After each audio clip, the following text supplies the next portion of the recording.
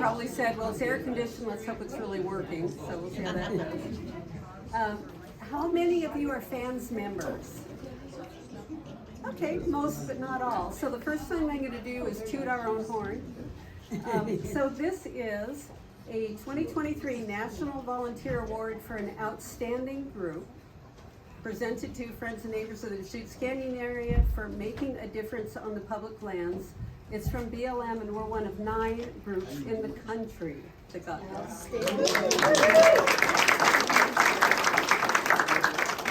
So all of the folks who work really hard. So what I want to do is just tell you about some of the things that we do so that you know why we got it, and then I'm going to segue into our program today. So for the remainder of the year, hikes have wrapped up. September 9th, last Saturday, was the last hike. Al Albin, who is now a high popular hike leader, he does geology talks. How many of you are on the hikes that he's been on? Would you do it again? Yeah. I'm so relieved. Okay. Next Saturday, September 23rd, is our annual meeting. It's at Heritage House from 2 to 5. It's a dessert potluck.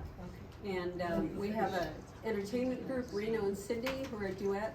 And they take requests for songs, and they can play about anything.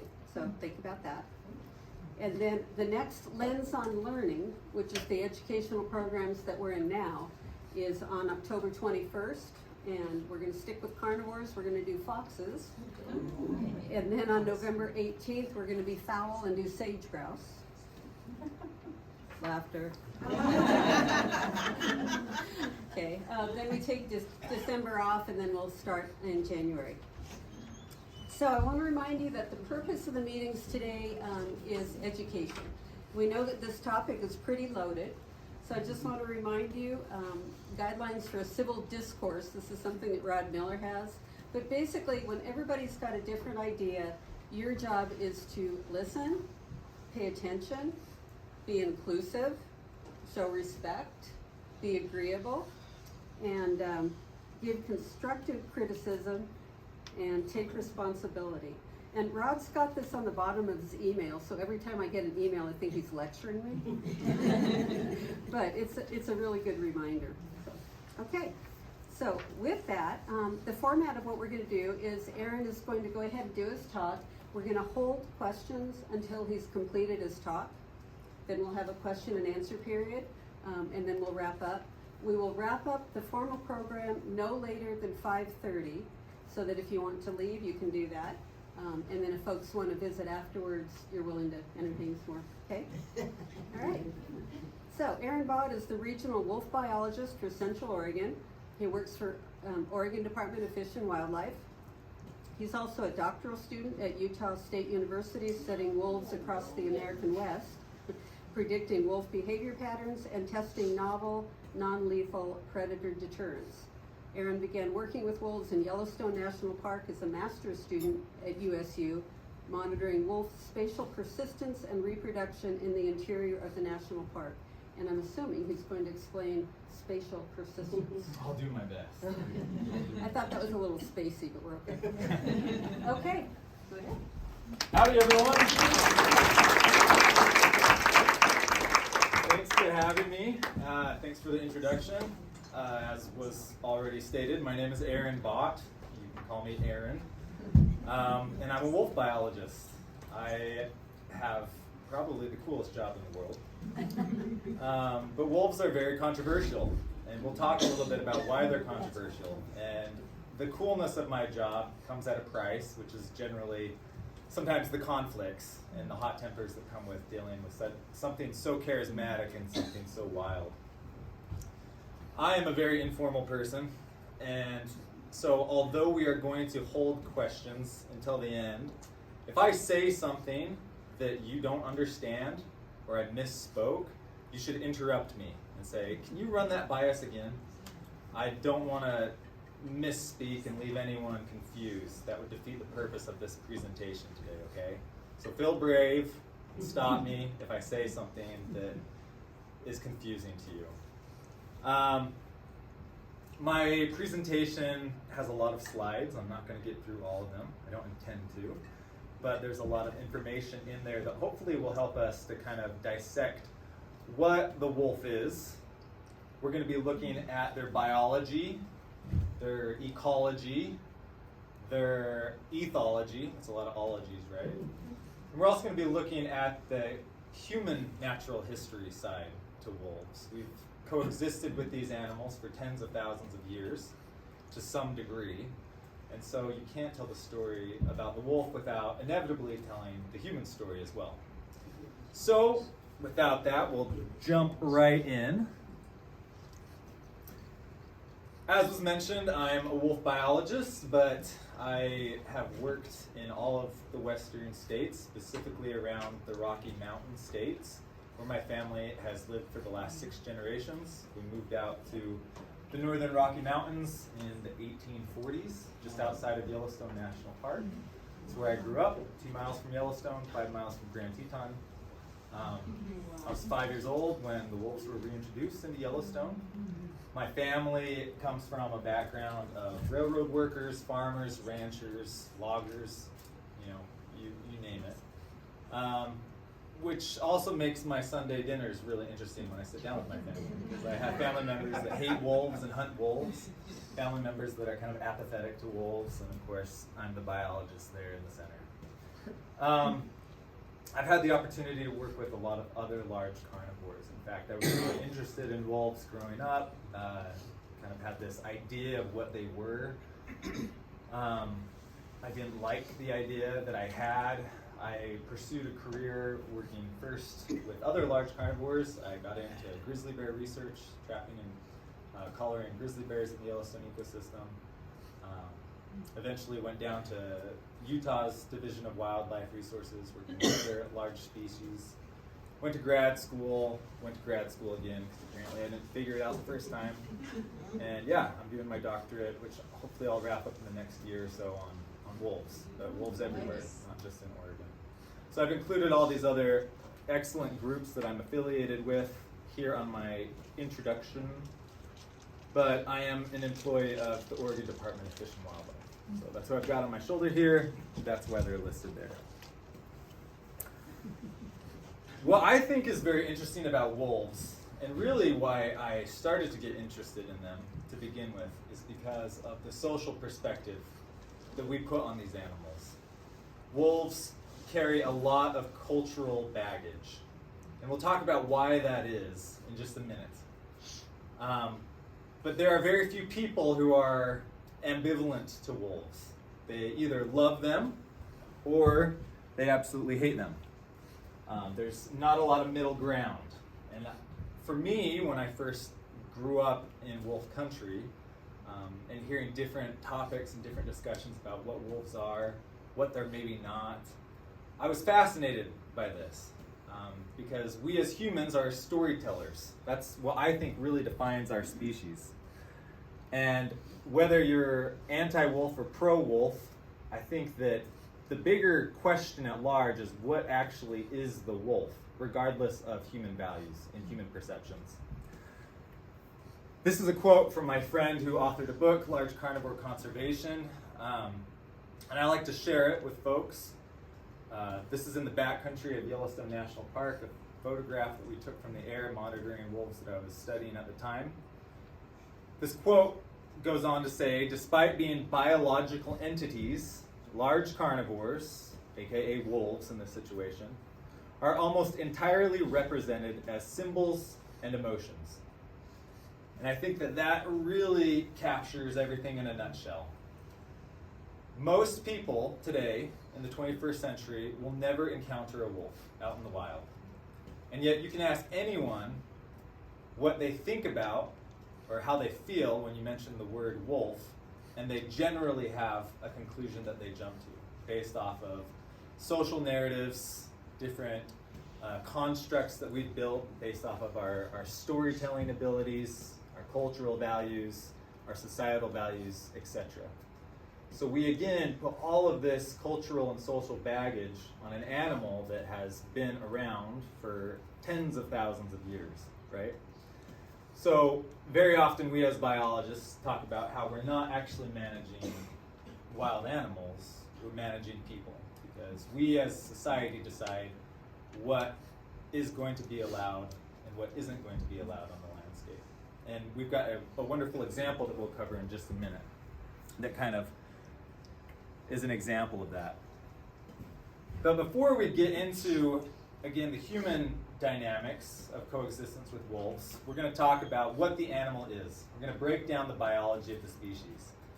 I love sticking this picture up there. Isn't that a fantastic picture? That guy doesn't have a prayer, does he?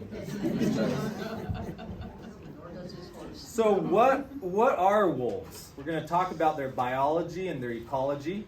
I'm really big into defining subjects before we start to break them down. I think it's, especially in my line of work, it's almost fatal to your presentation if you assume that people know what your subject material actually is. So we're going to go ahead and we're going to talk about wolves through a biological lens. To begin, we're going to look at them through an evolutionary perspective. This is a great illustration by a paleo artist who's reconstructing this very tense dynamic between Canis lupus, the wolf, encountering its cousin, the dire wolf, here in North America as they're scavenging on a bison carcass. But I think for us to appreciate what the wolf is capable of, again, we need to look at how it evolved and where it has come from. Wolves belong to an order in the animal kingdom known as carnivora. All of your flesh-eating animals get lumped into this group, carnivora. Although not all of them today still consume meat, such as your panda bear, they all belong to this branch of the family tree of the animal kingdom. And there are two main segments of the order Carnivora that we're going to be looking at briefly. First is the feliforms, which is your cat branch, right? You've got, of course, your felids, your cats, your lions, your tigers, your domestic cats. We also have your hyenas, which are lumped into that group. Some people are surprised by that. They think they're more dog-like, but actually they're more closely related to your cats. We have mongooses. We have some of your extinct saber-toothed cats, obviously, your civets. So that's the feliform branch. And then we have the caniforms, so your dog-like branch. And right here is where your dogs are at, in case you can't read all of those small letters. So the caniforms are cousins with the bears, your raccoons, your weasel family, your seals, etc. And what makes this group, this suborder of the Carnivora order, most interesting and distinct from your cat-like individuals are, I'm going to generalize here, three different things. First, when we look at them through the phylogenetics of their evolutionary tree, how they have evolved and changed over time, they have distinct auditory bullies, this bulb at the back of the skull, which is where your hearing bones fuse together, so they're distinctly different from your cats. Then we have these teeth, which we refer to as carnassials. You guys have probably seen these if you've never heard of that word. If you have a pet cat, specifically, but a dog works too, you notice that their premolars and their molars don't look like ours, right? They're scissors. We call them carnassials. They are dentition designed to cut through meat. That's because these animals are generally obligate carnivores. They have a very simple digestive system, a monogastric system, just like us. They don't ferment their food. They don't have 4 chambers in order to break down really densely structured carbohydrates like twigs and grasses and sedges. It's meat, and meat is high energy that is easy to digest. So it goes in, goes out. Nothing to really grind up or chew, nothing to masticate. But specifically, these, let's make that a little bit clearer, shall we? These, there we go, that's a lot better. These carnassials at the back of your dog-like animals have a flat surface that the cats don't have. We call it a talonid. This allows them to have a more generalized diet because they can masticate some of their food. And this is more pronounced in your bears, right? Bears are omnivores for the most part, with the exception of your polar bear. So think about a bear really grinding down its food. A grizzly bear is 70% of its diet is vegetation. A black bear's is almost 90% vegetation. Dogs, on the other hand, they also are more generalized when it comes to consuming food. They can also eat roughage, and they can chew on berries and sticks and all that sort of stuff, right? And this is essential to what we're going to be talking about later, because we have animals that are specialists, which means they have to eat meat, like an obligate carnivore mountain lion. It has to eat meat in order to survive. Or you've got a generalist, like a wolf or a coyote, that can live off of just about anything, honestly. That gives it more flexibility. It's more dynamic on the landscape because of what it can and can't eat. Then lastly, of course, we've got these long snouts. We call them elongated rostrums, full of these dense turbinate bones. Those are fancy words, you don't need to remember. There won't be a test at the end of this. But these longer snouts do two really important things for your dog-like animals. One is it allows you to smell better, right? You got more room for more turbinate bones. You literally have billions and billions of little sensors in your snout that can allow you to detect things that your cat-like counterparts can't. Secondly, these animals, dogs, specifically wolves, can move. They can walk very, very long distances. We're going to re-emphasize this in just a minute, but if they have one superpower that I could define, I would say that it is their ability to walk. These animals can go tremendous distances without getting tired, and they're able to do this, they're able to endure because their elongated snout allows for more oxygen to go in and self-regulate the body temperature. So that core temperature doesn't get so hot that it has to lie down and cool off in the shade. So it can move greater distances and self-regulate its body temperature, as well as smell, as well as have a general diet because of its teeth. Pretty cool stuff, right? So going back further into their evolutionary tree, we have, back during the Pleistocene, or the Ice Age, 2 million years ago to about 10,000 years ago, we had Beringia, the Bering land bridge that connected Eurasia and North America. This is a very large bridge, 500 to 700 miles wide. And during this period, there was a lot of biotic interchange of animals and eventually peoples going back and forth between these two continents, right? The Canis genus, so members of your canid family, specifically the Canis genus, evolved here a long time ago in North America. But the progenitor to the wolf, the ancestors to the wolf, crossed the Bering Land Bridge over into Eurasia, where it evolved into what we would recognize as Canis lupus a long time ago, probably 800,000 years ago to 1 million years ago. Okay? Everyone following me?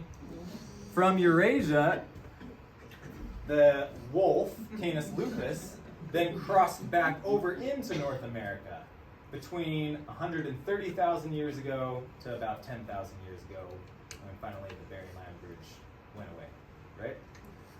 Again, this is a mass migration over tens of thousands of years of animals going back and forth, back and forth. The horses, they originated here in North America, crossed over to Eurasia.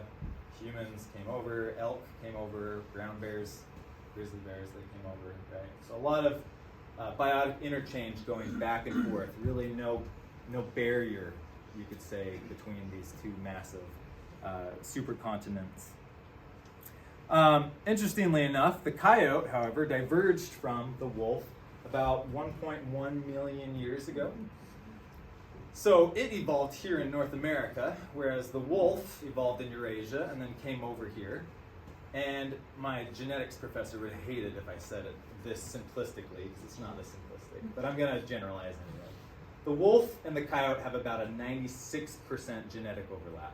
Okay? To put that into perspective, that's like a human and an orangutan. So when we get our wolves and our coyotes mixed up, when we're looking at them through the lens of a camera or a scope. I often wonder if our dogs mix us up with chimpanzees and so they're not that closely related. They are the most closely related existent species to the wolf today.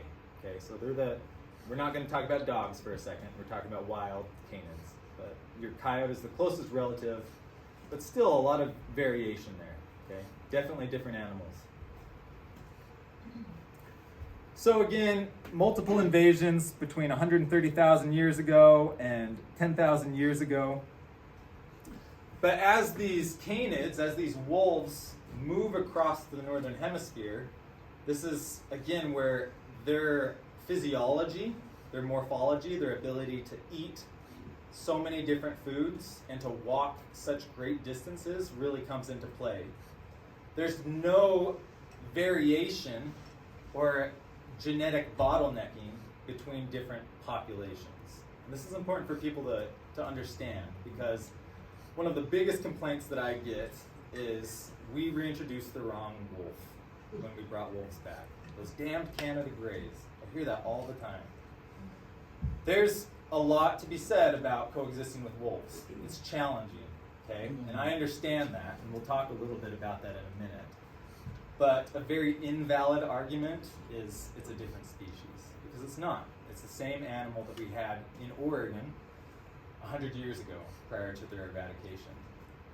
You would have had wolves going all the way down to southern Mexico, going from the Pacific to the Atlantic, all the way up to the Arctic.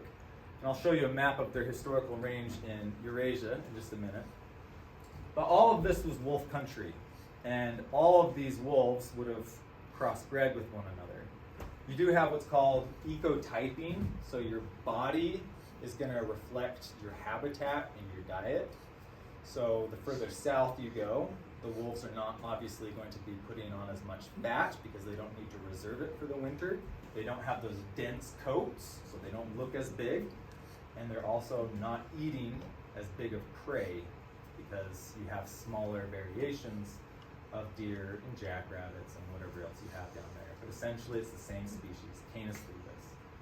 Today we recognize 5 different subspecies in North America. That's whittled down from in the early 1900s when we said there was like 35 species. DNA, right? Like with genetics, we can learn a lot about family trees. So we have essentially Canis lupus living everywhere historically across North America. Everyone follow me so far? Now this is a little nugget that we got to talk about for a minute, because wolves are dogs, or rather dogs are wolves. And this is mind-boggling to so many people. The Chihuahua, your poodle, your German Shepherd, your Golden Retriever, has 99.9% wolf in it. It is essentially the same animal. In fact, it is categorized scientifically as the same animal. It's just a subspecies, Canis lupus familiaris. Now, this is bizarre to a lot of people, and I've given whole presentations lasting hours on this, so I'm going to give it to you in like 40 seconds. So, buckle in. Dogs, I'm not even going to use that. Wolves were domesticated before anything else, way before anything else. Domestication took place at least 16,000 years ago, perhaps as early as 32,000 years ago. Put that into perspective, your next plants and other animals that were domesticated weren't domesticated until about 10,000 years ago. So you had 6,000 years of just having one biotechnology at your disposal, and that was the wolf. What is domestication? Domestication and tameness are two different things. When you go to the circus and you see an elephant, or you see a bear standing on a ball and stuff like that, that is tameness. That is an individual's submissiveness. That is not technically domestication, which takes many, many generations to acquire. You have artificial selection at play, where genes are being modified, but they're not diverging. So dogs essentially are, we call this, pedomorphic wolves. Pedomorphic meaning they retain juvenile characteristics of wolves, which is why wolf dogs are bad pets. Domestic dogs are good pets because we have literally bred them to be dependent upon us. Whereas in a wolf, any wolf can be a dominant, right? I'm going to avoid using the term alpha for a minute. I'll talk about that in just a second. Scientists actually don't use alpha male and alpha female. I'll get into that in a little bit. But does that make sense? So for a very long time, people have had dogs. We first domesticated them probably in Siberia. Still got some questions there. The domestication process was actually probably not initiated by people. It was probably initiated by wolves becoming habituated to people, living off of our garbage, our gut piles after we killed a mammoth or something like that, eating the scraps from our campfire. They get closer and closer to us, they become habituated to eating leftovers from people, and eventually humans take the next step, get some pups, and we start to breed them for specific purposes, right? Well, when people came into North America, we brought with us our dogs, which again looked a lot and behaved a lot like wolves. They were just more dependent upon us. And this is again just a little nugget here. It doesn't really fit into the rest of my agenda, my presentation. But we've actually, out of Yellowstone National Park, we did a lot of genomic sequencing, and we have here in North America, specifically in the West, we have gray wolves and black wolves. This is what we're identifying as gray. These are gray. A guy was talking to me the other day, and he's like, I didn't see a gray wolf, and he showed me a picture, and it was like that. I had to explain, you're right, it doesn't look exactly gray, but that's what we classify as a gray wolf. It looks a little bit rusty. But this gray coat coloration is endemic in wolves. It's evolved in wolves. This black coat colorization comes from a gene that we call the K locus gene, which actually came from domestic dogs breeding into the wolf population 5,000 to 7,000 years ago, when people were hanging out in North America and their dogs were going off and romping with the local wolf population.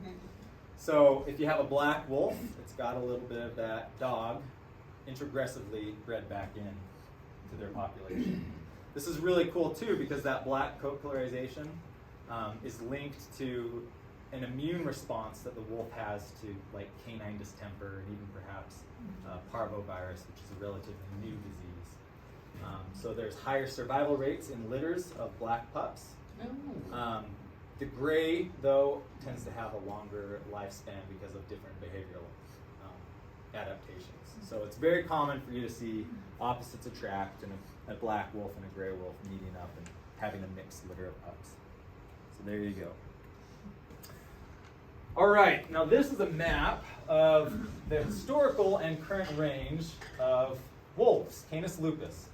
We commonly call them the gray wolf, but as I just pointed out, not all of them are gray. Some of them are black. If you watch those fantastic nature documentaries of the Arctic wolves that are clear up north in Ellesmere Island, they're solid white. Technically, they're a gray wolf. It's like a black bear. Not all black bears are black, right? But as you can see, they had a tremendous historical range across the northern hemisphere. In fact, aside from humans, wolves have had the greatest terrestrial distribution of any species on the planet. So it's no wonder that people have big feelings about wolves.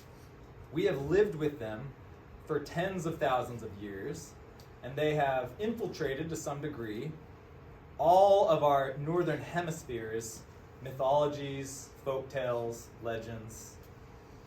It's no wonder. It's no wonder that people have such big feelings and big ideas about wolves. When you look at a map like that, and you reflect on stories like Little Red Riding Hood, Remus and Romulus, Suckled by a She-Wolf, the stories of Mowgli from India being raised by wolves, Odin and Thor with wolves sitting at their thrones, of course the indigenous peoples of North America, shrines and temples to wolves in Japan.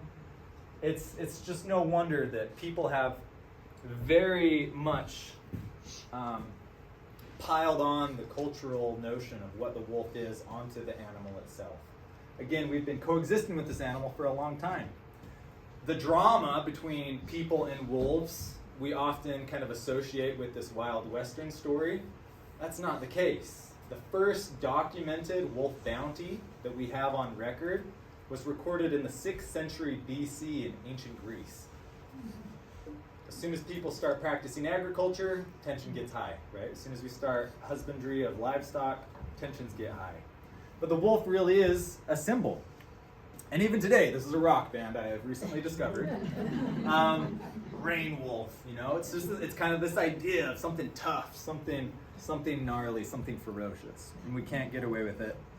Even I, the wolf biologist, am interested in it. So there we go. We've got all this kind of evolutionary background. What is the wolf? Canis lupus, as I already mentioned, the gray wolf, not always gray. The lifespan of the wolf sometimes shocks people. They generally live only 2 to 5 years. They can live up to 12 years, but it is tough being a wolf. Everything is out to get you. If people aren't shooting you, then other wolves are trying to kill you. Wolves are very, very aggressive towards one another. They're highly territorial. And if that doesn't kill you and you can survive the disease outbreaks that pop up every now and then on the landscape, then your prey is probably going to kill you. The average wolf is 100 pounds. Males are larger than females, so by about 20%, males are approximately 110 pounds, 90 pounds for females. If you're going up against an elk that is 700, 800, 900 pounds, or a bison, which is 2,000 pounds, you're probably going to walk away with some kind of injury, right? All it takes is a kick to the ribs, a kick to the teeth, you're out. Your paw breaks, your teeth crack, and you can't feed yourself, right? And it's game over. So again, mortality with wolves is extremely high.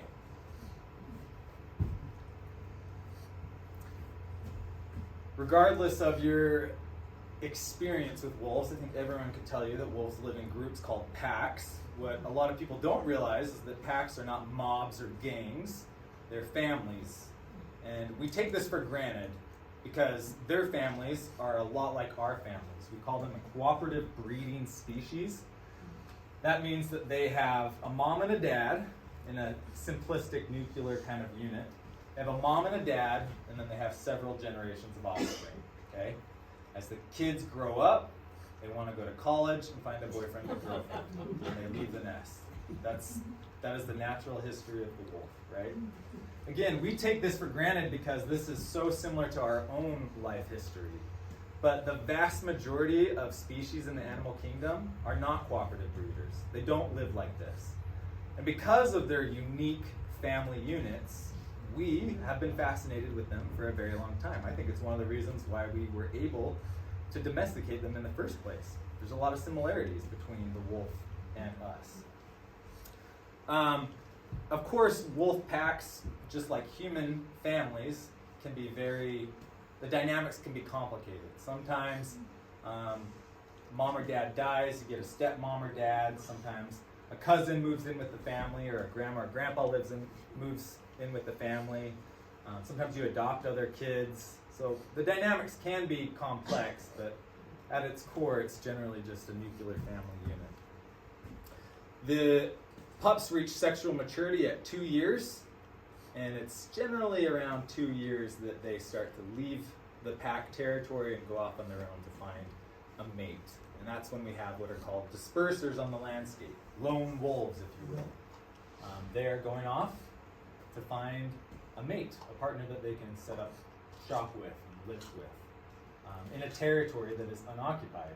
This is really dangerous because as a lone wolf, you have the possibility of encountering other packs that are going to chase you off or kill you, or you're going to get hit by a car, or you're going to get shot. A lot of different things can happen to lone wolves on the landscape, but they also make monitoring wolves really a problem for me, or a headache every now and then, because there's a wolf walking 1,000 miles from where he came from, and it's interesting. Wolves reproduce once a year. They breed in February. They whelp in April. So they breed around Valentine's Day, They give birth around tax day. Easy way to look at it. The litter size is generally 6. Mortality among pups is really high, just like it is with all wild babies out in the woods. This statistic is actually from Yellowstone, and it's a little bit higher than we have here. So generally about 3 pups on average survive their first calendar year. Wow. So 50% mortality. Again, I already talked about wolves are extremely territorial. We talk about other animals, other species, and we say that they're territorial. Like grizzly bears or moose or elk, you know, oh, that animal's come from their territory over there into this territory here. That's not actually true. A lot of animals have what we call a home range, so kind of a neighborhood, and they have familiar faces, conspecifics, other grizzly bears, other moose, other elk within that neighborhood that they hang out with. Wolves are territorial though, so they have a very large territory, and they defend that territory to the death, because they've got resources in it that they want to protect. And when one wolf pack's dynamics has been threatened, or they've lost resources, or being driven out, usually from human pressure, then wolf packs can move and go into a different area, and things get ugly, right? So this is a young male. He was not quite a year old. He was 10 months old. They're not cannibalistic, though. Is that your question? Well, no, I was going to ask, how do we know that this was wolf-on-wolf predation then? Because we went in, we saw it, we documented it. Okay. We were able to watch it happen. The buzzards got to its body. That's why a lot of its tissue was missing. So wolves generally aren't cannibalistic. They just fight, yeah. They defend their territories and their resources. A lot like people. Now this is obvious. This is a photograph taken by a friend of mine, Ronan Donovan. He works for Nat Geo and has some incredible photography of wolves. But this is kind of a duh statement, right? Wolves are carnivores. Nevertheless, I think it's an important slide because this is why they're so interesting to people. Wolves have to eat flesh in order to survive. If wolves ate daisies, we probably wouldn't be here tonight, right? My job probably wouldn't exist. But because wolves kill and eat other animals, that is what makes them so controversial. Especially when their historical range was so huge across the northern hemisphere. As soon as humanity started to adopt husbandry practices for livestock and ranching, it really hit home, where our sense of security and our economy was dependent upon the domestic animals like sheep and cows that we had within our pens. And wolves are dogs, and they learn bad habits sometimes. And especially if you're a young dispersing wolf, it's really difficult to not be tempted to go and chase some cows or chase some sheep. And because of this very complex dynamic, our relationship with wolves has been very complicated and dynamic for, again, thousands of years. Specifically, we're going to focus now just on the population here in North America and then into Oregon. Obviously, Euro-American expansion and colonization of North America was a big game changer. That's not to say that all of the indigenous peoples here in North America got along, hunky-dory with all the wolves. We have records of certain indigenous peoples eradicating local wolf populations. Again, because humans are humans everywhere, right? We're just a species in the complex. But as Euro-Americans began to expand westward, this really turned on the stove and things got hot for wolves. First and foremost, I think it's important for us to realize that wolves were not the first group of animals that were targeted by Euro-American expansion. If you've never seen this picture before, those are bison skulls. Oh my God. We had probably 30 million bison in North America in the 1830s, and by the 1870s and 1880s, we had less than 200 left. We also had tens of millions of elk, as well as pronghorn. These are their historical ranges as well as their current ranges. So we had pronghorn, bison, elk. What happened was essentially greed. I mean, we have this really cool doctrine in the United States called the public trust doctrine, which means that wildlife doesn't belong to anyone. And this was really exciting because many Euro-Americans coming from the old countries had lived in places where the wildlife belonged to the property owner, and the property owner was generally some kind of monarch, right? So you couldn't go out and hunt. Think about Robin Hood, right? He gets busted for poaching the king's deer all the time. But as people move westward, they have this ability to take advantage of this public resource, and there's no regulation. This doctrine got put into place in the 1840s, and until really the 1910s, there was no regulation on wildlife consumption. And so people, especially right after the Civil War, people looking for jobs just needed bullets and a gun. And you could go out and you could shoot animals for their hides, for their tongues, and you could capitalize off of it. But also I like to point out that elk, bison, pronghorn deer, they don't eat your livestock. So as people are moving out west, why would you target these animals? You're not targeting your bears and your lions. You're targeting the deer, the elk, the bison. Why would you target those first? Food, right? They eat the same thing that your cattle eat. And this event is called the Great Slaughter of the 1800s, but I think it's important to realize that people who were coming west, they weren't intrinsically evil. This is just an incredible folly in our understanding of the environment. And to people, my ancestors included, right? They came out here in the 1840s. There were good critters and there were bad critters that were useless. I can predict how I'm going to influence my own economy by raising cattle. I can't do that with deer and elk populations. I got to be semi-nomadic. It's just a different, complex way of life. Things didn't work out. And so, quite literally, all of these herbivores were eradicated from the landscape and were replaced with domestic livestock.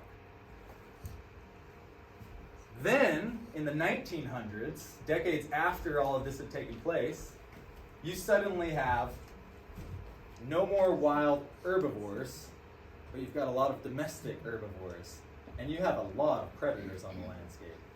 And so, depredation, or the killing of livestock by carnivores, is very high.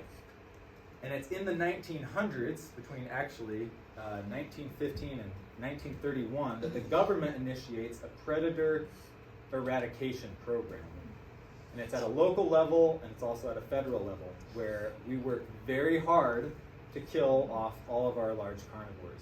Now, a wolf has a short lifespan, and it doesn't recognize that there are okay things for it to eat and taboo things for it to eat, right? It just sees meat as meat, and it sees a resource as resource. But we as humans, we call wolves killing bison or elk predation, and then we put the term depredation, which means property damage.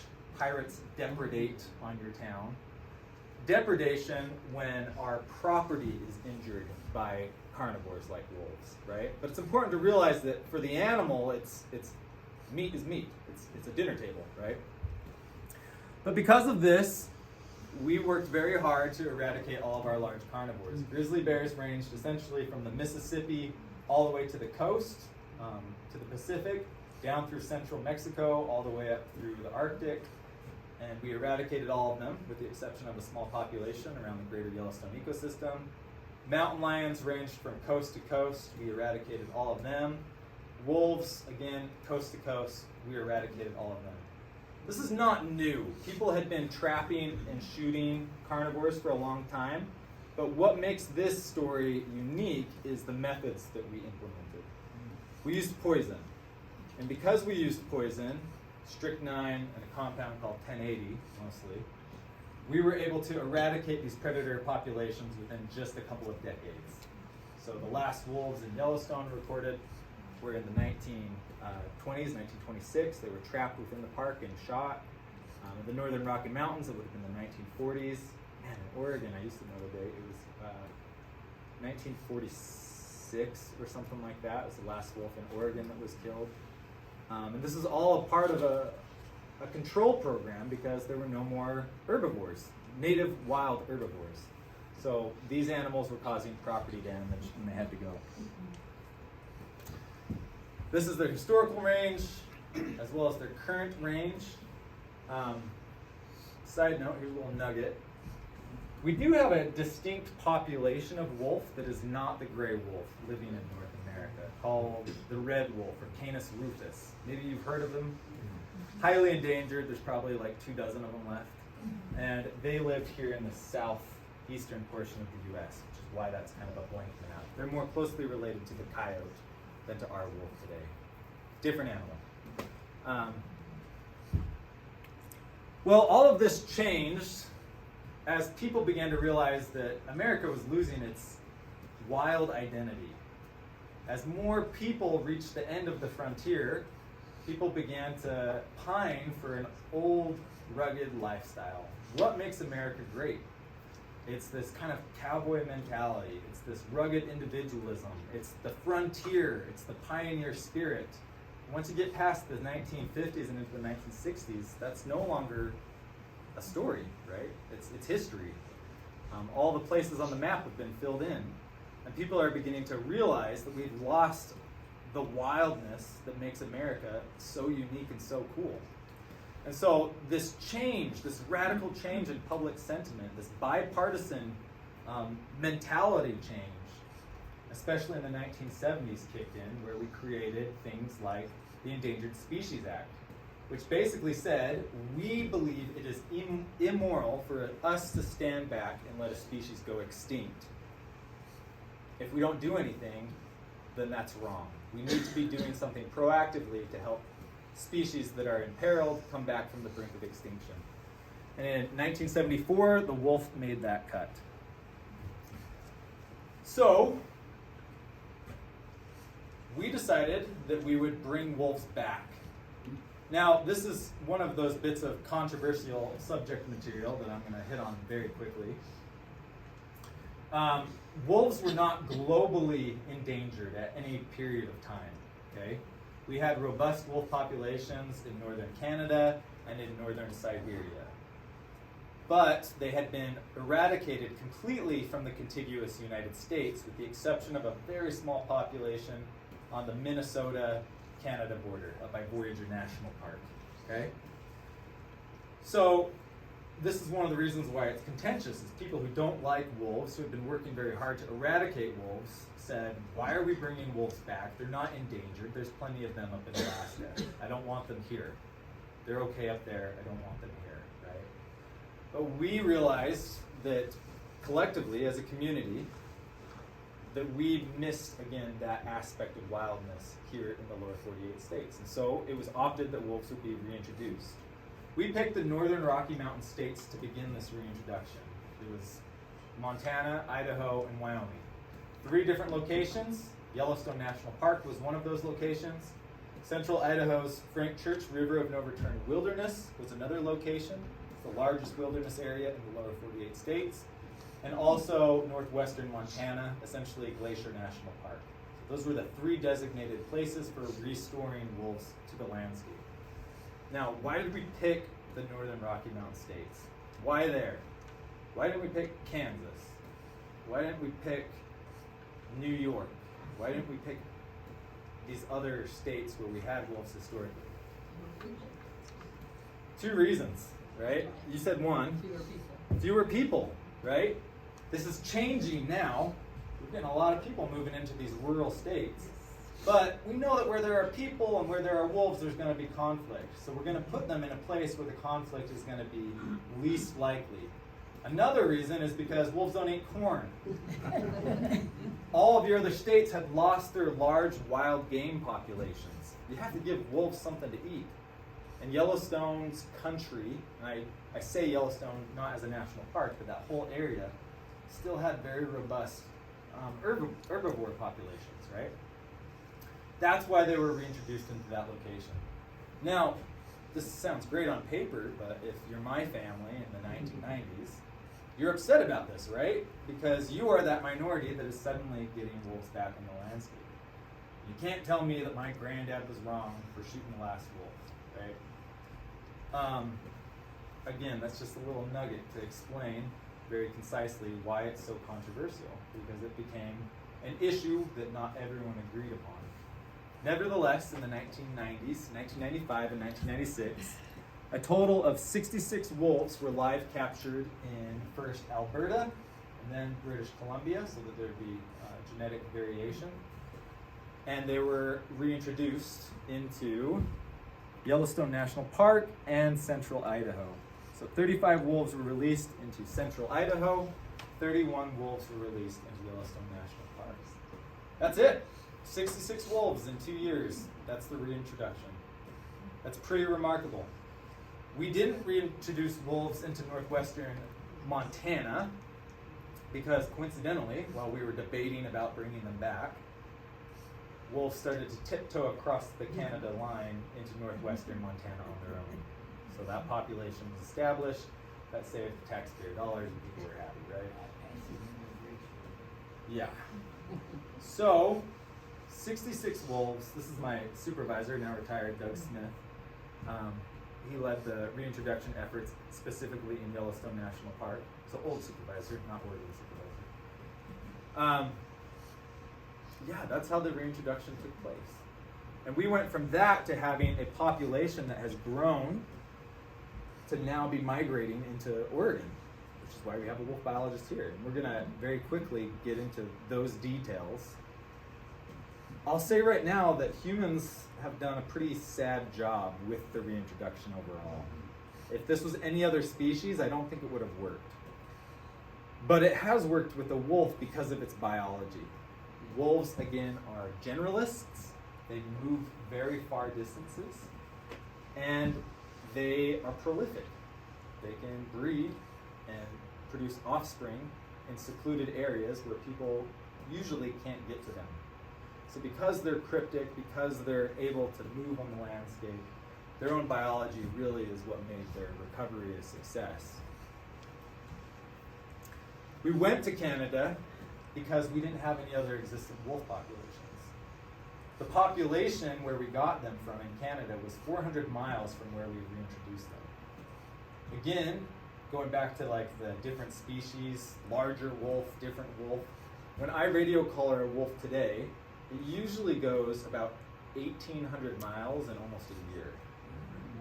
So this idea that we got them from a very different isolated population and reintroduced the wrong species of wolf, again, just doesn't really hold up a light. What happened after the reintroduction? I'm gonna make my way through this relatively quickly. From a biological perspective, we wanted to know more about the wolf. First, we wanted to know about their range. We wanted to know about their foraging patterns, the predator-prey dynamics. We also wanted to know more about their social patterns. That's a pup in July, so he is April, May, June, July. He's 3 months old. There's 3 pups? 4 pups Five. there? 5 pups there. Can't remember. Is that Oregon? This is not actually. This is when I was doing research in Idaho. Anyway, these are kind of this is the simplistic triangle that we as biologists are interested in learning about wolves and understanding more about them. So how do we do this? How do we learn more about their biology and their ecology? How do we monitor them?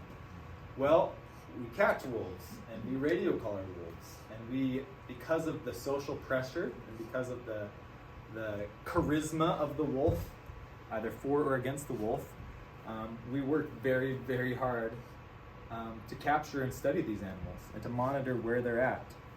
This is another photo by my friend of us doing wolf captures from a helicopter, going out, darting wolves with a drug combination called telazol. We basically anesthetize the wolf goes down. We take blood samples, we monitor the health of the population that way, we look at the body weight, we look at its reproductive status, we radio collar the animal. We also go out and we use leg hold traps, so rubber jawed traps to catch wolves, and radio collar them. This wolf is a yearling female that I caught in June, just south of Lapine, putting a radio collar on her there. And again, all of this is intensive labor and effort. This is my job, right? Is to monitor where wolves are and to understand exactly what is going on the landscape, more really for a social point of view, for a social understanding than a biological understanding. We also use a lot of non-invasive methods to monitor our wolves. So the other is obviously an invasive method. I'm catching, I'm wrestling with wolves. We set up trail cameras here to capture where wolves are at. We have audio moths, which can detect howling and can do wolf counts based off of chorus howling. So wolves get together and they howl, and this gives us an image of how many wolves are in the pack. We have a lot of cameras out there to, again, help us monitor where wolves are at. I spend, I don't even know how many thousands of miles I do in a month on vehicle, on horseback, on foot, tracking wolves. My area, my district of jurisdiction goes from Pendleton all the way to the coast, and then down to Crater Lake. There's 2 other wolf biologists, one in northeastern Oregon and one in southwestern Oregon. It's a really big area, right? So I'm very often on the move. This is the least sexy part of the job, documenting scat, collecting scat. Scat is fantastic for doing genetic work, so we can do pedigrees on wolves. We know exactly where they come from, as well as diet analysis. We can figure out what they're eating. So, with wolf recovery, wolves were reintroduced into central Idaho and into Yellowstone National Park in the 1990s. The first wolf from this population in central Idaho showed up in Oregon in 1999. So 3 or 4 years after the reintroduction happened, they already started coming over here to Oregon. Again, it just shows you these animals are fantastic movers. They get a wiggle on, which is why it baffles people, and I think generally the public at large think that there are more wolves on the landscape than there are, because it's so mind-boggling, especially to us today. We drive everywhere, right? It's almost unfathomable for us to conceive of what it would be like for an animal to move from here over that mountain range in less than 24 hours. But these creatures, they boogie, they move a big distance. This is our population map from the end of 2002. So in 1999, we had our first wolf come into Oregon, and since then, wolf populations have continued to expand and grow, coming in now through central Oregon. Right here where we are, in the Lower Bridge area, you have a pair. We call them the Metolius pair.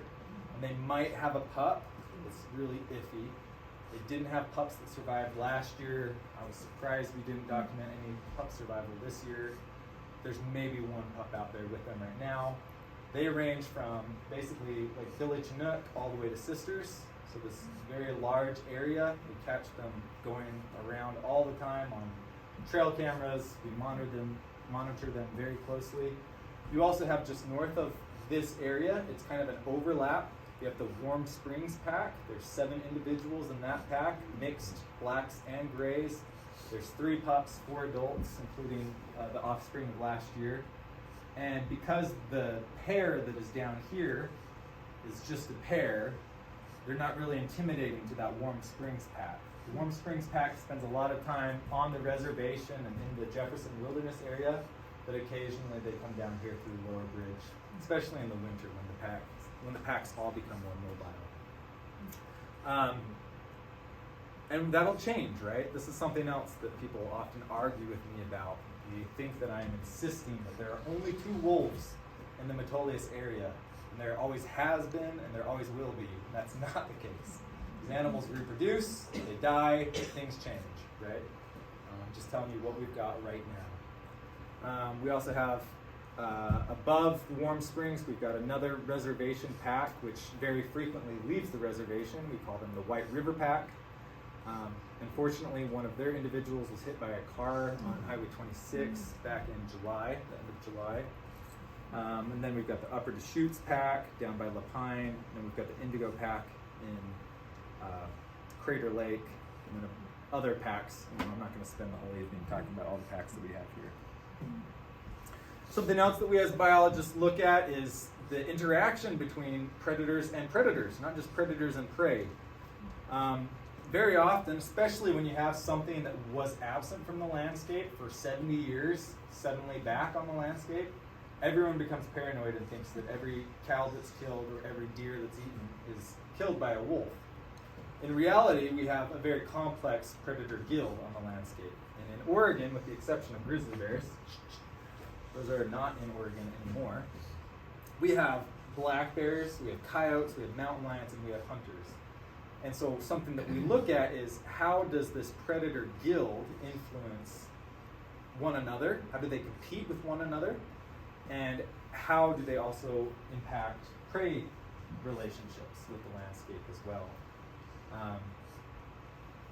For example, this is a really cool study out of Yellowstone, but we monitored wolf predation on elk. Bears, especially grizzly bears, are bigger and more aggressive. They're bullies, right? They do what's called kleptoparasitism. They come in and they steal the kill from the wolves, right? And what you would expect is that wolves would then kill more frequently. They'd have to go out and hunt more frequently in order to make up for the kills lost to the pack. What we found was actually the opposite. Wolf kill rates decreased when bears were stealing their kills, because for a wolf to go out hunting, it's extremely risky. And it's more to their benefit, to their perceived benefit, to sit and wait at the dinner table and let the grizzly bear finish off what they worked so hard to kill, and then they go in and they pick up the scraps afterwards. So kill rates of wolves decrease when you have a complex predator guild in some ecosystems, in some environments. But this can change, right? Every habitat is a little bit different. I really promise I'm going to wrap this up.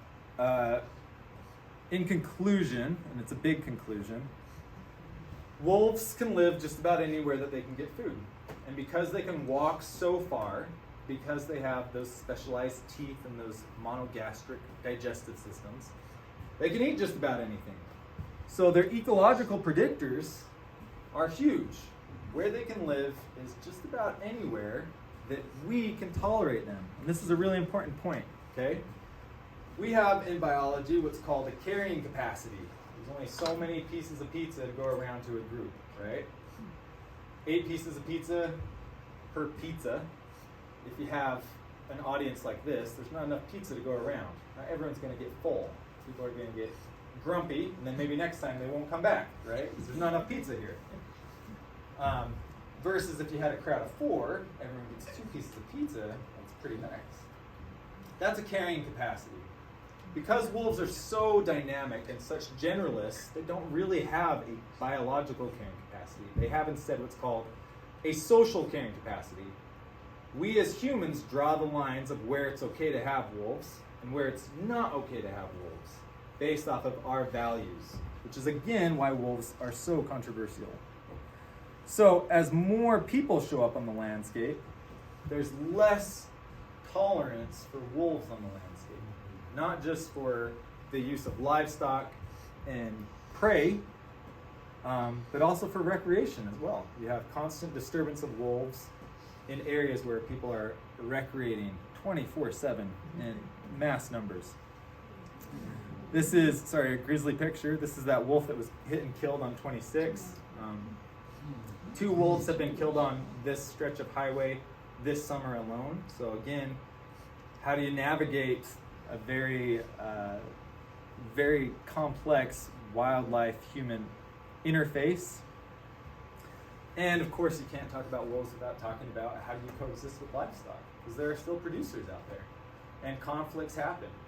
They aren't as prolific as the media wants you to believe, and I also have to say this: we have phenomenal ranchers on the landscape.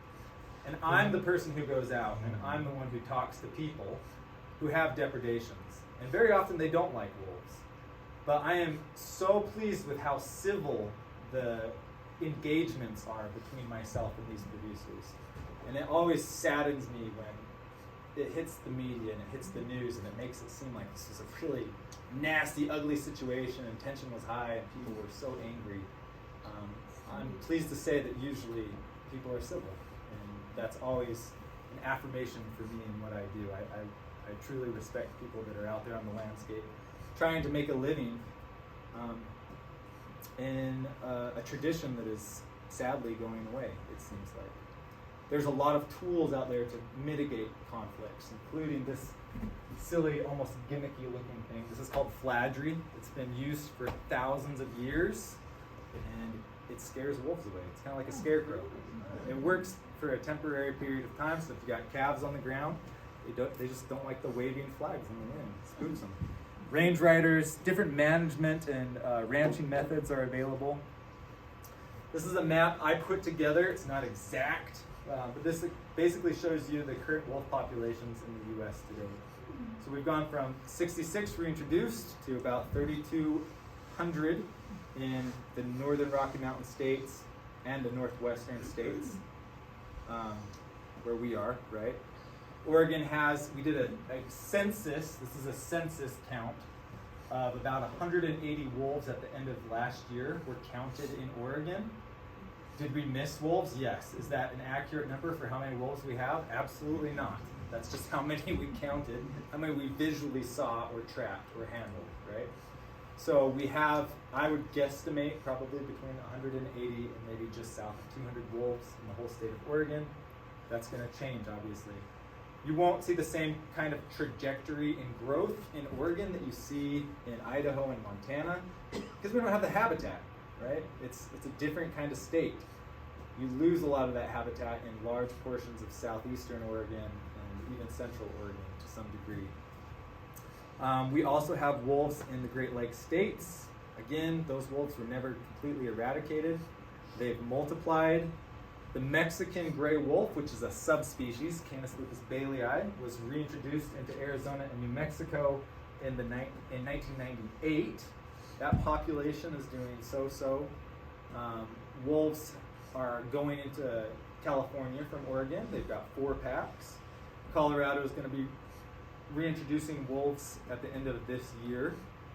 So they're going to have a viable population as well. And Alaska has a rough estimate of about 10,000 wolves. That's where we're at. Currently, this is the end of my presentation, I promise you. You got till 5:30. Oh boy, so many. I'm surprised I moved through it like that. I usually am more long-winded. So you guys are lucky. Wolves in Oregon are protected by the federal government, the Endangered Species Act, from Highway 395 west. Okay, so Oregon is complex because part of the state they are no longer protected by the Endangered Species Act. Part of the state they are protected by the Endangered Species Act. This is because wolves' state lines are arbitrary, right? Human political boundaries are arbitrary.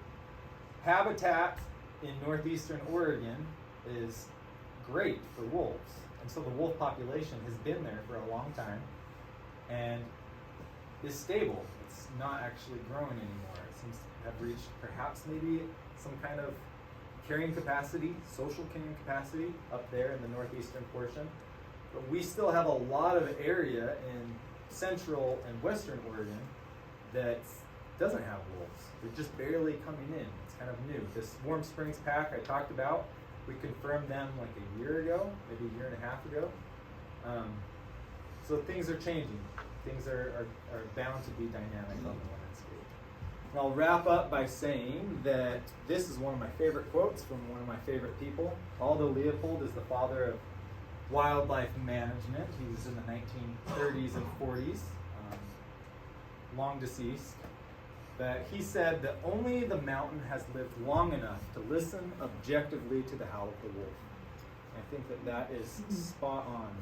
Aldo Leopold was hired as a wolf killer and changed his mind later on in life and was one of the first people to propose as an ecologist that perhaps places like national parks might be areas where we should consider bringing back this viable component of the ecosystem. I am very grateful for you having me here today. Wolves are a huge subject. I mean, I give talks about specific parts of their biology, their ecology, and the human-wolf dynamic all the time. And books and books, libraries have been filled up on this subject. But hopefully today I've at least introduced you to what the world of the wolf kind of looks like. And yeah, again, thank you very much for letting me be here.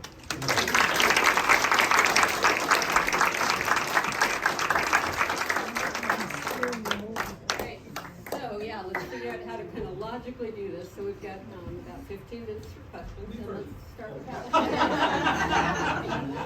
Go ahead. Okay.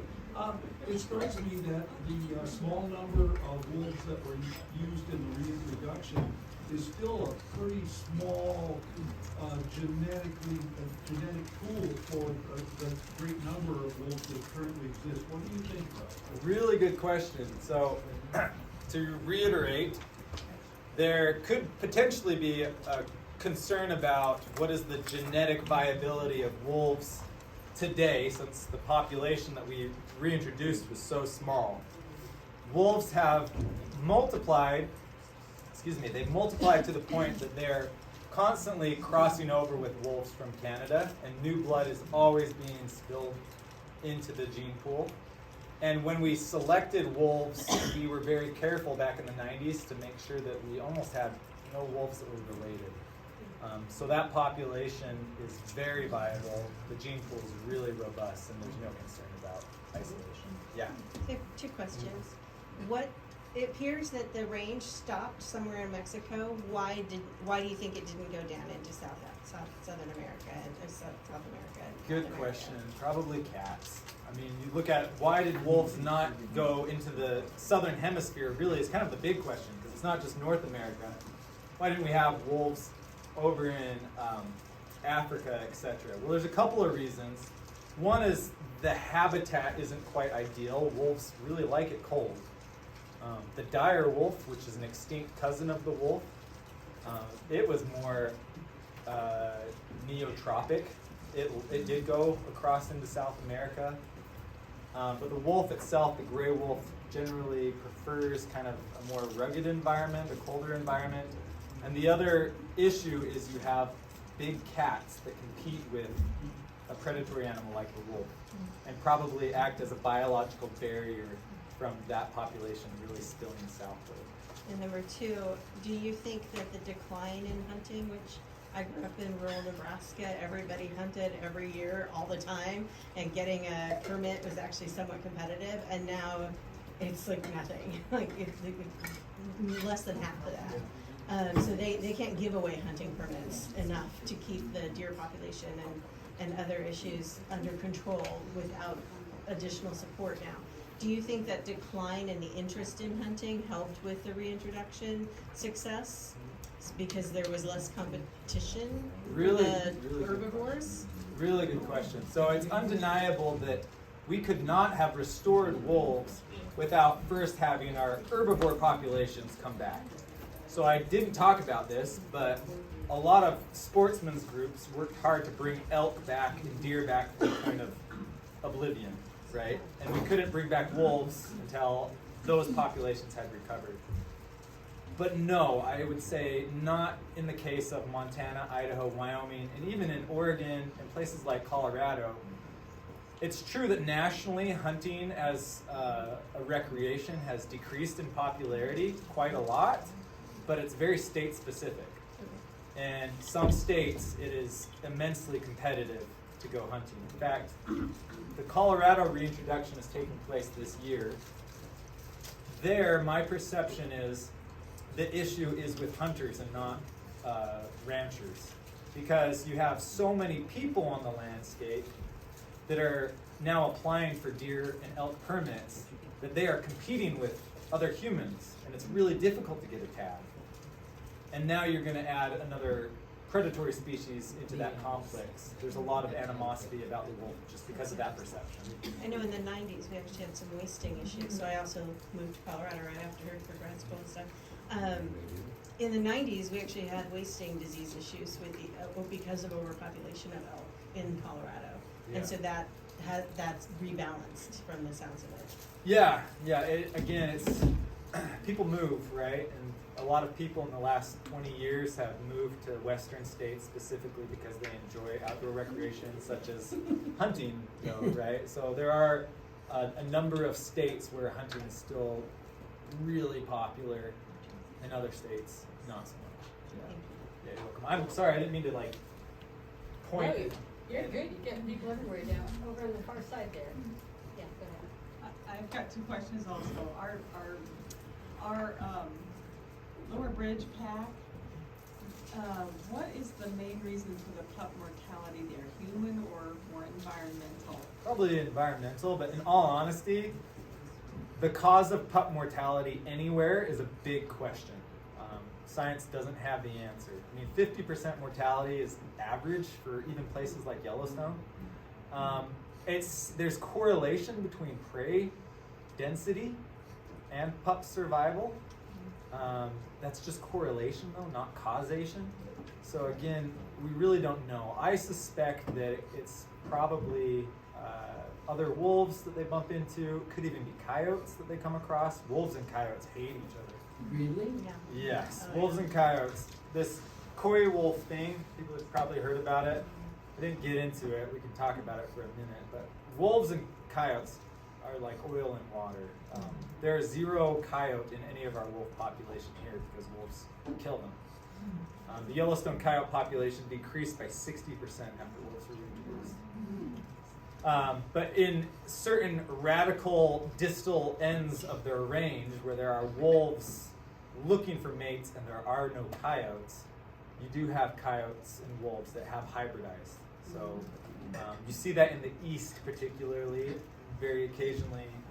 Some of the Great Lakes states, their wolf population has a pretty good chunk, like 10, 15, even 20% coyote in their wolf DNA from way back.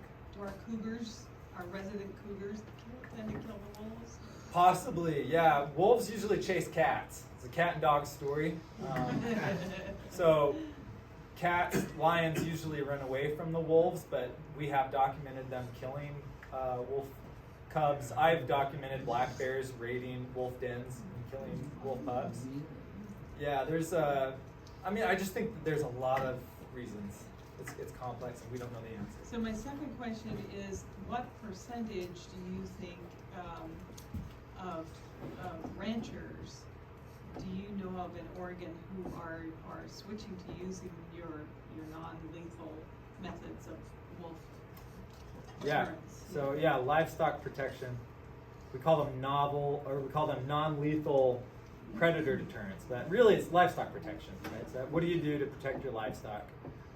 In Oregon, it's required by the state that you try to use livestock protection methods before you can request a kill permit. You can't kill wolves where they're federally protected on this side of the line. You can't kill wolves. But on the other side, if there is what we call chronic depredation, so wolves continually kill livestock, you can request for a kill permit, but you have to have tried at least 2 different methods of livestock protection to deter that depredation from having occurred. Are most of the ranchers coming around to that way of thinking, or is it like pulling teeth It's together? really hard to get a feel on that, honestly.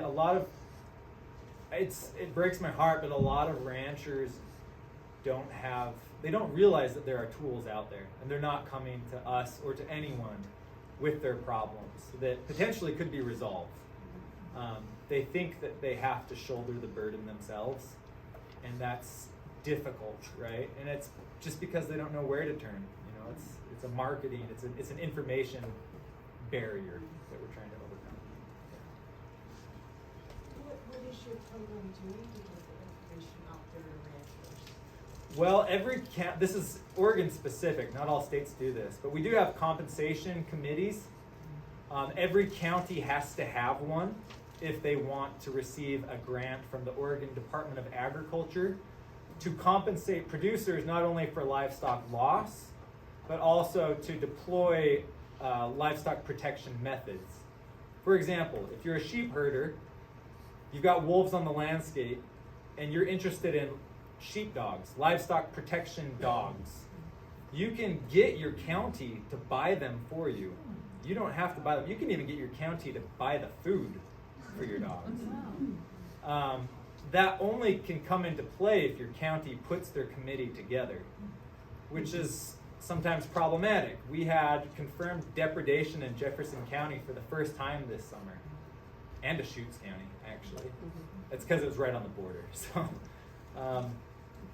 both counties didn't have their compensation committees put together, even though we had been telling them for a long time, you gotta put it, I don't care if you don't have wolves, put it together. Apply for the grant, because if your producer can't get compensated because your group, your committee wasn't set up, your citizens are gonna be angry. Fortunately, we resolved the Jefferson and the Deschutes County issues. There's some leeway. So they, right after those depredations occurred, the committees really got a hustle on. And, you know, we lit a fire underneath them, and that's taken care of now. But yeah, there's counties out there that they haven't put together the compensation committees yet. We want them to, so. Yeah. What is the situation with rabies and wolves? Fortunately, rabies in wolves in almost all of North America is non-existent. And this is because of a couple of factors. One, Louis Pasteur in 1889 created the rabies vaccination that we in many first world countries have very aggressively deployed in our wildlife populations. So believe it or not, especially in southeastern US, the government flies over and drops rabies vaccinations all across the forest because of the strains of rabies that are prevalent in skunks and raccoons over there. So there are different strains of rabies, right? Out here in Oregon and really everywhere west of the Rocky Mountains, we don't have a canid strain. So if we get rabies, it's rare. It usually comes from the bat strain out here. Again, I like bats. Not all bats have rabies. But yeah, rabies in the bat population is like 2 to 5%. It can be. In the Midwest, it's really skunks, and in the Southeast, it's really raccoons that have these different strains. In other parts of the world, historically though, especially in Europe, there have been, you know, terrible outbreaks of rabies. Rabies is an atrocious virus. If you get rabies and it sets in your system, it's non-reversible. You're gonna die. That's why if you get bit, you've gotta get the vaccination before the symptoms start to manifest, right? Really scary disease. And part of this phobia of wolves, especially in the old world, Eurasia, where rabies was more prevalent, yeah, I mean, you get feral wolves or dogs or whatever that go out, and it's ugly, right? But in most first world countries, they've really eradicated rabies out of most of the wildlife populations. There is no wolf-specific disease. That's what I get asked a lot too. People are concerned, like, these wolves, are they, you know, they're dirty animals, they've got a disease. There's no disease that a wolf would have that a coyote or a fox wouldn't have. So for example, parvovirus is a newer disease that surfaced in the 1980s. Do some of our wolves have parvovirus? Yes. Do almost all of our coyotes have parvovirus? Yes. And do our foxes have parvovirus? Yes. So nothing that is wolf specific. Does that make sense? So we're gonna do just a couple more questions, and we are gonna break at 5:30. Let you go if you want to, or if you wanna keep asking questions. Okay, yellow hat? What I did not, I was looking at the colors. Are they coming in more non-invasive as a color, or tip or something? Is that, can you see that? Yeah, so the collars are cumbersome, right? And they look uncomfortable. They're not particularly heavy, but I wouldn't want to wear a collar because it's probably itchy. You know, that's the concern, is it's itchy and it's uncomfortable. We have two kinds of collars. We have GPS collars, which do not give us a continuous location of where the wolf is at. In order to conserve battery life, it's usually 2 times in a 24-hour period that we get updates of where that wolf is. Those GPS collars cost $3,000 to $4,000 a pop. And they are finicky. They die really quick, which is extremely frustrating when you collar a wolf. You've been working really hard, spend a lot of money. and the collar dies after like 3 months. But the lifespan is generally about 2 years. Then we have VHF collars, very high frequency radio collars, and those don't give us GPS points. We got to go up in an airplane and fly around to try and use telemetry to locate where the wolf is at. And those collars are only about $300 to $400 a pop, and they last 7 years or more, right? So it's this really big disparaging diversity between the advanced technology and its limited efficacy in the field, and the old school stuff that tends to last forever. It's, basically bulletproof. But to get back to your question, we would love to move away from radio collaring wildlife. We would love that. Wolves are there's just so much social pressure. We have been instructed by the state legislature to try and put a collar in every single wolf pack because of the social angst regarding wolves. That is not practical. It's not, again, you collar a wolf and 2 months later it might be dead. It's just not very practical, but it's, again, a social, I hope that we'll get away from that, and some states like Idaho have realized, we just can't do this. It's just dumb, so we're not gonna, Idaho very rarely collars anymore.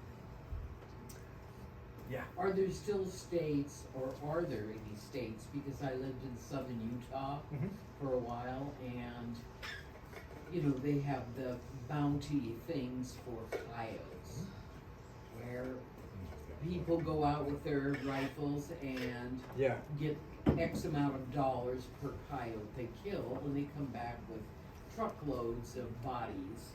And I wonder if there are states that do that with wolves. So you can't. Let's face it, life is easier without wolves. Yeah, right. Let's face it, it's sort of like it was quiet and peaceful, and nobody's livestock was getting killed and stuff. Right, so this is interesting. So coyotes are almost in every state not considered designated wildlife, which is ridiculous. But the reason why is because it's political. Because if the state claims coyotes as wildlife, then the state can be held liable to compensate producers for coyote damage, right? And there's a lot of coyotes out there. The coyote population is doing phenomenal. So coyotes are treated in most states as vermin, and in a lot of states there's a bounty on them, like Utah, it's a $50 bounty. That's not the case in Oregon. Wolves don't have a bounty on them because of how fast you'd get sued to do that, but they have, in places like Idaho, there are unfortunately non-governmental organizations who will reimburse you for killing wolves. So yeah, you can make in Idaho up to $1,500 for each wolf that you kill, depending. So on that, we're gonna stop the program. You guys have been sitting for an hour and a half. A reminder that if you want to purchase fans merchandise, it's here. And otherwise, we're just going to thank Aaron for speaking. Feel free to leave or feel free to stay.